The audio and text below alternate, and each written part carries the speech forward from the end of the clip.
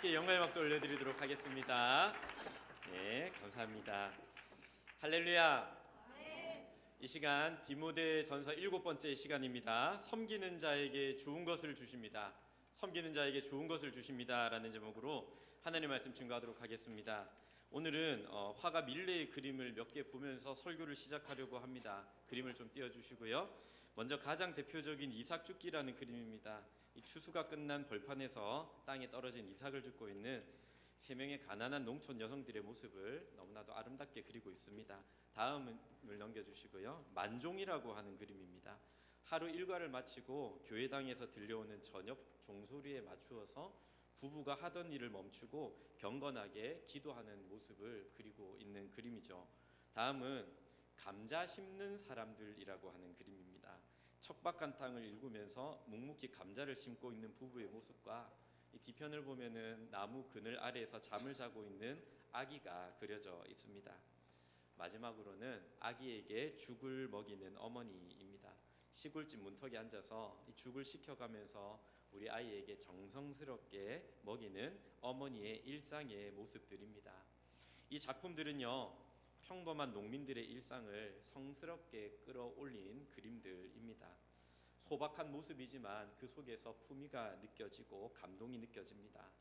우리가 살아가는 일상들은요, 거창한 위인들이 일으키는 역사가 아니라 평범한 사람들이 성실하고 묵묵한 섬김 때문에 유지가 된다는 것을 우리는 잘 기억할 필요가 있습니다. 오늘 우리는 읽은 본문의 말씀을 통해서 집사에 대한 말씀을 함께 살펴보려고 합니다. 한국 교회에서는요, 걸리는 것이 집사다라고 이야기를 합니다. 그만큼 특히 서리 집사라고 하는 직분은 너무나도 흔하디 흔해서 별다른 중요성을 잘 느끼지 못하는 듯합니다. 그러나 우리가 앞에서 살펴본 그림처럼 일상을 부지런히 살았던 이 주인공들처럼 조용히 자신의 사명을 감당했던 집사님들이 아니었다면 여러분, 교회는 결코 교회다운 모습을 유지할 수가 없습니다. 이 집사라고 하는 말의 헬라어의 어원은요, 디아코노스라고 하는 단어를 사용합니다. 이 말은 디아라는 말과 코노스라는 말의 합성어인데, 디아는 무엇을 통하여서, 그리고 코노스는 먼지라고 하는 뜻입니다. 그러니까 먼지를 일으키면서 일을 하는 사람이다 라는 뜻이죠. 종종 청소를 하거나 시중을 들며 일하는 사람을 지칭했던 의미로 사용되었던 단어입니다. 핵심은 섬기는 자입니다. 누가복음 22장 27절 말씀을 보면 예수님께서는 제자들에게 이런 말씀을 하십니다. 나는 섬기는 자로 너희 중에 있노라. 여기서 섬기는 자로 쓰인 단어가 바로 이 디아코노스라고 하는 단어입니다. 그러니까 이 집사의 직분은 가장 먼저 누가 감당하신 직분입니까?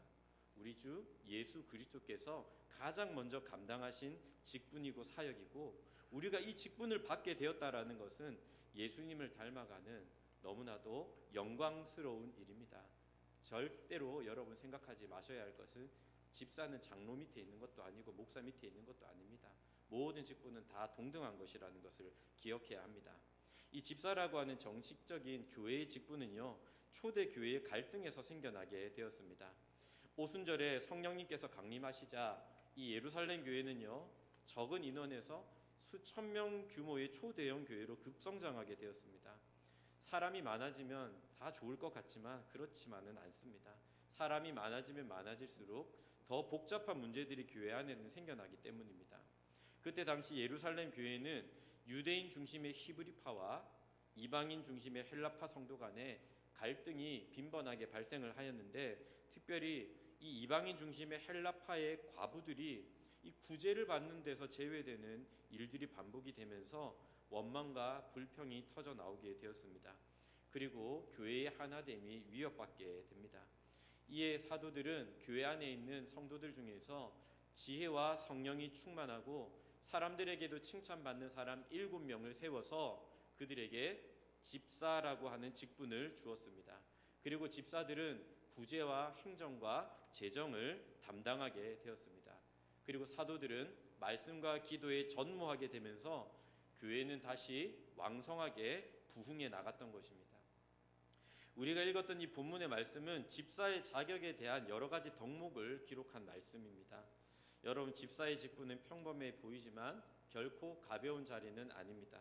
10절 말씀을 보십시오. 이에 이 사람들을 먼저 시험하여 보고 그 후에 책망할 것이 없으면 집사의 직분을 맡게 할 것이요 아무에게나 이 직분을 주지 말고 시험하고 검증하라고 하십니다. 왕관을 쓰려는 자는 그 무게를 견뎌야 하는 것처럼 그것을 감당할 깊이 있는 신앙과 인격이 필요하기 때문입니다. 사랑하는 화봉의 가족 여러분, 우리들의 신앙은 한 그루의 나무와도 같습니다. 그것을 바치는 뿌리가 있어야 줄기가 자라고 열매를 맺는 것처럼 우리들의 속사람이 견고해지면 우리들의 겉사람도 품위가 생겨나게 되고 결국은 우리들의 삶을 통해서 영적인 열매가 맺혀나게 되는 것입니다. 오늘 우리가 읽은 이 본문은 섬기는 자인 집사가 갖추어야 할 모습은 무엇이고 하나님께서 그를 어떻게 대하시는지를 말씀하고 있습니다. 첫 번째로 본문은 섬기는 자의 내면에 대해서 말씀하고 있습니다. 여러분, 우리가 무엇을 배우든지 기초가 굉장히 중요합니다.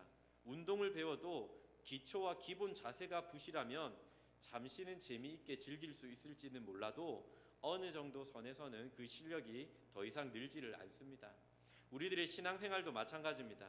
교회는요, 여러 가지 활동이 있습니다. 이런 활동들은 재밌고 감동도 있습니다. 하지만 그것이 신앙의 본질은 아닙니다. 여러분, 특별히 섬기는 자, 우리 모든 그리스도인들에게서 1차적으로 중요한 기초는 무엇입니까? 그것은 바로 우리들의 내면입니다. 9절 말씀을 우리 한번 같이 읽도록 하겠습니다. 시작. 깨끗한 양심에 믿음의 비밀을 가진 자라야 할지니. 바울은 디모데에게 집사의 직분을 받을 사람은 그의 내면에 깨끗한 양심과 믿음의 비밀이 있어야 한다라고 강조를 하고 있습니다. 특별히 디모데전서를 보면 양심이라는 단어가 집중적으로 나오는데요.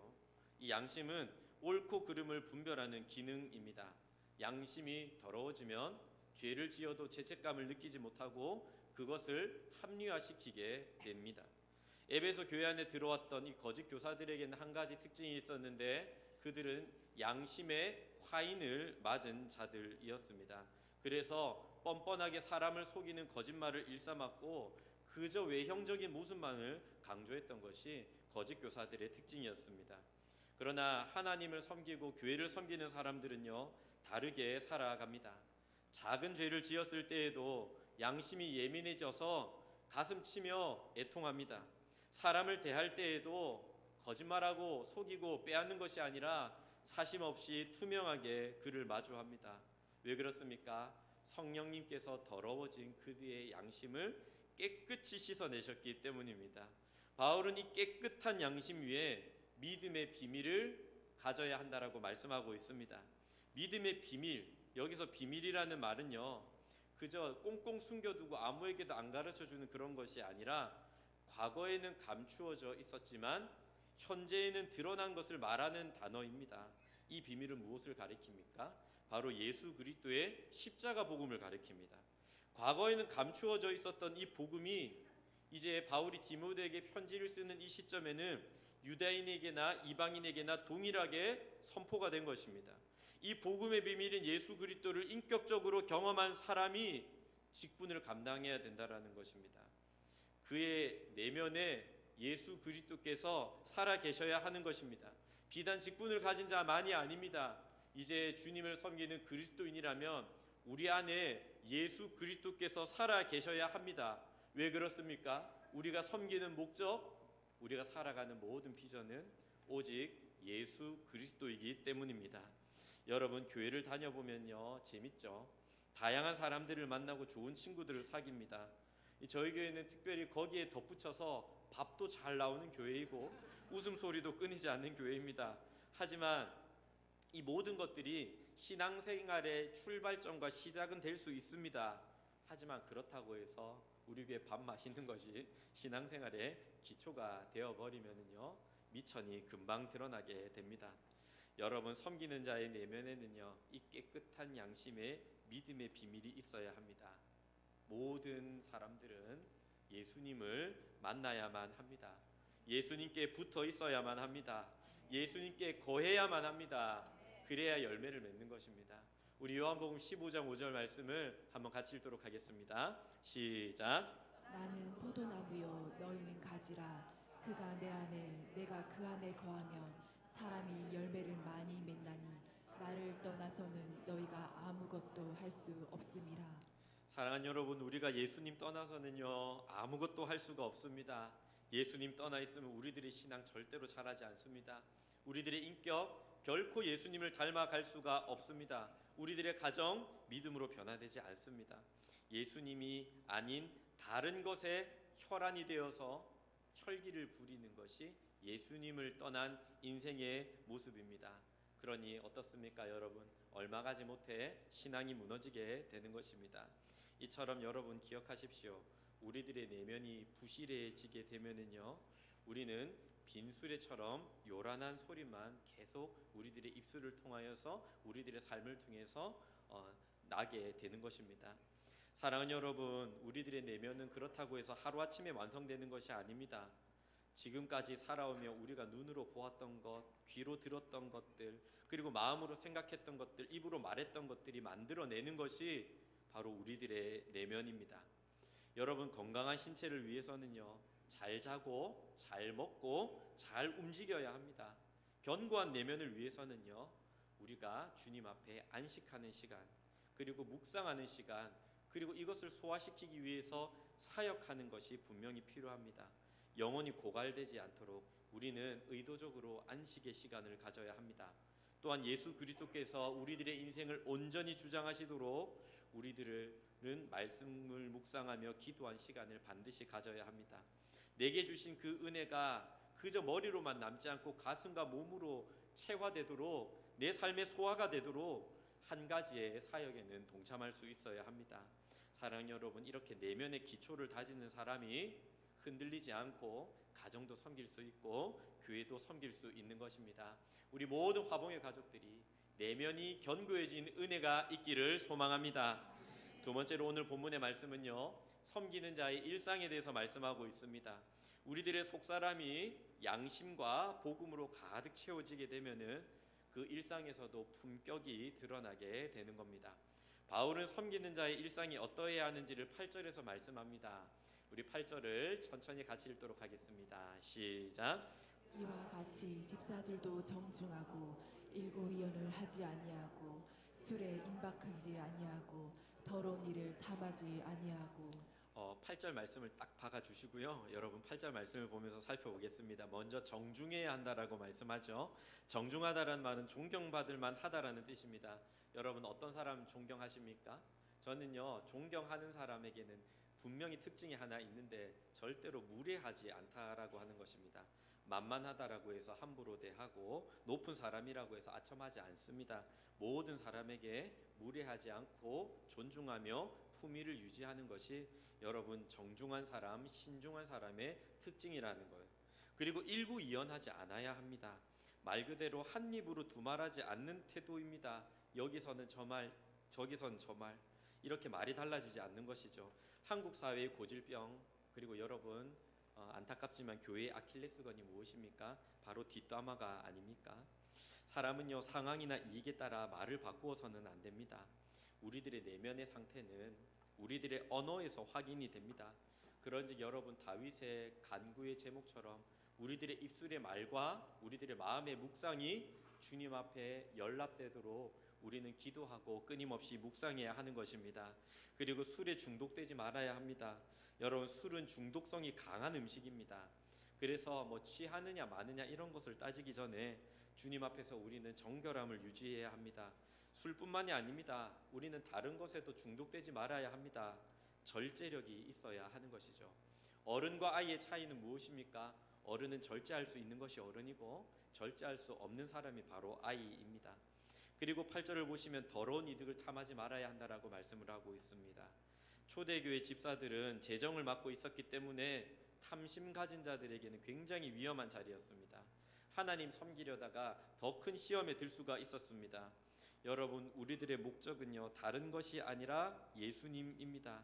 뭐 직분을 이용해서 비즈니스를 하거나 자기 왕국 건설하려는 것은 이런 다른 목적을 품지는 말아야 합니다. 우리 11절 말씀을 한번 보십시오. 11절을 한번 같이 읽겠습니다. 시작. 여자들도 이와 같이 정숙하고 모함하지 아니하며 절제하며 모든 일에 충성된 자라야 할지니라. 여러분 11절 말미에 보시면 모든 일에 충성되어야 한다라는 말씀에 주목할 필요가 있습니다. 섬기는 사람은요, 내가 좋아하는 일만 하는 것이 아닙니다. 주님이 원하시는 일을 감당하는 사람입니다. 특별히 교회에서 사역을 감당하는 것, 그리고 한 가지 이상 봉사하는 것은 굉장히 선한 일입니다. 그러나 너무나 특정 사역에만 지나치게 열정을 보이면 공동체의 덕을 가로막기가 쉽습니다. 그래서 여러분 봉사는 다양하게 해보는 것이 좀 유익합니다. 이처럼 신앙이라고 하는 것은요, 여러분 일상 속에서 드러나는 인격입니다. 우리들의 신앙의 특징이 있는데요, 이 신앙이 깊어지면 깊어질수록 여러분 우리들의 그릇이 넓어지게 됩니다. 그릇이 넓어지게 되면은요, 우리가 품어낼 수 있는 사람이 늘어나게 되고 우리가 감당할 수 있는 일이 많아지게 되는 것입니다. 그런데 반대로 이 신앙이 얕아지면 낮아질수록 우리에게 일어나는 현상이 한 가지가 있는데, 우리들의 목소리가 날카로워지고 커진다라는 사실입니다. 절제력이 부족하기 때문입니다. 고집을 절대로 굽히지 않기 때문입니다. 스스로 그렇게 날카로운 말을 하면서도 그것을 느끼지를 못합니다. 여러분, 우리는 이 말씀 앞에 생각해 보아야 합니다. 나의 일상은 내가 사랑하는 가족들에게, 내가 만난 이웃들에게, 우리 교회의 동역자들에게 지금 어떻게 비추어지고 있을까요? 여러분, 영어에서 접두어 하나가 붙으면요, 모든 의미를 통째로 바꾸어 버립니다. 같은 어근이지만 this가 붙느냐 an이 붙느냐에 따라서 의미는 정반대가 됩니다. 용기라는 단어에도 this가 붙으면 낙담이라는 의미가 되고요, an이 붙으면 격려라는 의미로 바뀌게 됩니다. 은혜라는 단어도 this가 붙으면 망신이라는 의미가 되고 an이 붙으면 품이라는 단어가 됩니다. 여러분, 사람도 마찬가지입니다. 어느 공동체이든지 어떤 사람이 가는가, 내가 this의 사람이 되느냐 n의 사람이 되느냐는 여러분 우리들의 인격에 달린 것입니다. 여러분 기억하십시오. 교만한 사람은 필경 this의 사람이 됩니다. 그러나 섬기는 사람은 반드시 n의 사람이 되는 것입니다. 그러므로 우리의 인생이요, 누군가에게 마이너스 에너지가 아니라 플러스 에너지가 되는 삶이 되도록 우리는 끊임없이 우리를 예수님을 닮은 인격과 일상으로 살아가도록 노력해야 하는 것입니다. 사랑하는 화봉의 가족 여러분, 일주일 동안 살아가시면서 저와 여러분들의 삶이 누군가에게 힘이 되고 선한 영향력이 되고 플러스 에너지가 되는 은혜가 임하기를 축복합니다. 마지막 세 번째로 오늘 본문의 말씀은요, 섬기는 자에게 주시는 선물에 대해서 우리들에게 말씀하고 있습니다. 하나님께서는 내면이 양심과 복음으로 채워지고 일상을 아름답게 살아가는 이들이 하는 섬김의 수고를 절대로 외면하지 않으십니다.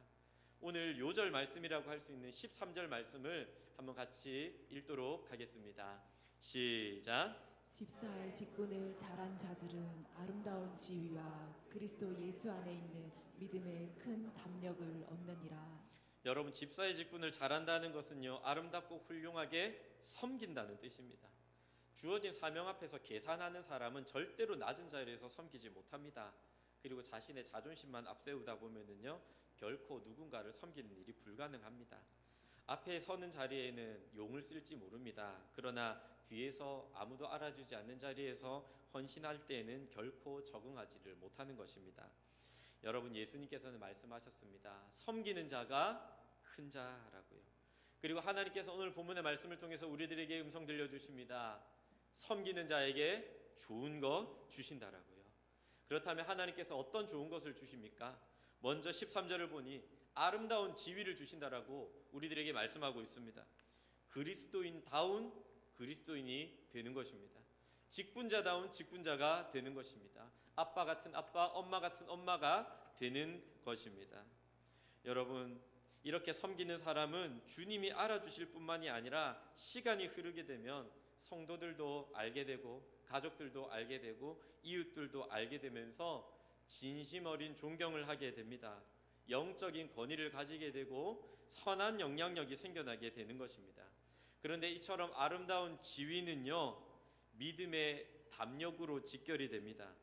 고기도 먹어본 사람이 그 맛을 아는 것처럼 섬기는 자리에서 은혜를 경험해 본 사람만이 믿음의 담력을 가질 수가 있는 것입니다. 여러분, 이 섬기는 자리는 어쩌 보면 먼지를 뒤집어 쓰는 자리입니다.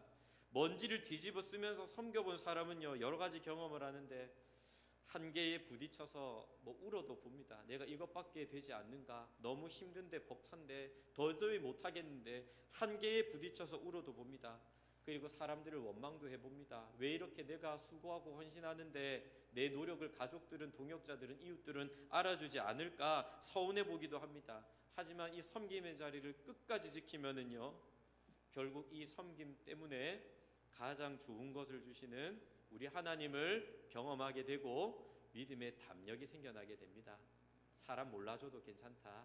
하나님 알아주시면 하나님이 복을 주신다.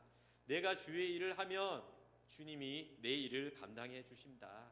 하나님 앞에 섬기고 봉사하는 것에는 절대로 공짜가 없다. 이런 믿음의 금원들을 확인하게 되는 것입니다. 그리고 세상을 이길 믿음의 담력을 가지게 됩니다. 여러분, 하나님의 축복은 어떤 사람에게 임하게 되는 것입니까? 이처럼 믿음의 그릇이 준비가 되고 믿음의 담력을 가진 사람에게 부어지는 것입니다. 사랑하는 여러분, 우리들에게 유일한 소망이 있다면 무엇입니까? 직분자답게, 아버지답게, 어머니답게 아름다운 지위와 믿음의 담력을 가지게 되는 것인 줄로 믿습니다. 제가 경기도 김포에서 사역을 할 때였습니다. 개인적으로 저에게 참 고마운 분이 한 분 계셨는데요. 이 부교육자 시절에 저는 항상 이 성경 공부반을 개설해서 성경 공부를 인도를 했습니다. 제가 사역하는 그곳에서의 4년의 기간 동안에 항상 제가 개설하는 반에는 늘 들어오셔서 성경 공부를 하셨던 남자 집사님이 한 분 계셨습니다. 이분은 늦게 신앙생활을 시작하셨고 서리 집사로 임명받은 지 얼마 되지 않았습니다. 과거에는 혼자서 교회 다니는 아내를 핍박하기도 했다고 합니다. 그런데 예수님을 인격적으로 만나보니까 너무나도 좋은 것입니다. 그런데 한 가지 문제는요, 스스로 아는 것이 너무 없다라고 느끼고 있는 거예요. 그래서 항상 모든 양육훈련에 다 참여를 하였습니다. 그리고 양육훈련, 성경 공부만 참석하는 것이 아니라 이 성경 공부를 마치게 되면 이분은 항상 성도들이 다 떠난 이 교회 예배당에 혼자 남아서 바닥 청소를 한 주도 빼놓지 않고 했습니다. 누가 시키는 것 아니었습니다. 이것 한다고 보상이 있는 것도 칭찬하는 것도 아니었습니다. 감투를 쓰기 위한 것 더더욱 아니었습니다. 그저 말씀 배우며 받은 은혜에 감사하는 마음으로 교회당 바닥을 매일같이 닦았습니다. 한 번은요, 재직회 시간에 교회가 시끄러운 일이 있었습니다. 이 본질이 아닌 문제인데 자기 주장 내려놓지 못한 모습들을 저는 당시 바라보면서 참 안타까운 마음이 있었습니다. 얼굴이 붉어져서 돌아가는 분들도 계셨습니다. 그런데 그때 마치 오버랩이 되듯이 이때도 그 집사님은 인자한 미소로 교회 청소를 하고 있었습니다. 제가 떠난 지 5년도 되지 않았을 때였습니다. 이분이 장로로 피택이 되었다라는 이야기를 들었습니다. 누구도 이분이 장로님으로 피택된 것에 대해서 이의를 제기하지 않았고 의아해하지 않았고 축복하며 박수를 쳐주게 되었습니다. 사랑하는 여러분, 이제 말씀을 맺도록 하겠습니다.